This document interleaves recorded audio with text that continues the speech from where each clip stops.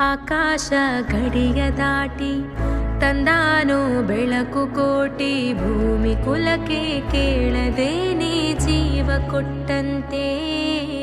ಕಣ್ಣ ಕಾಯೋ ರೆಪ್ಪೆಗವನೇ ಕಾವಲಾದಂತೆ.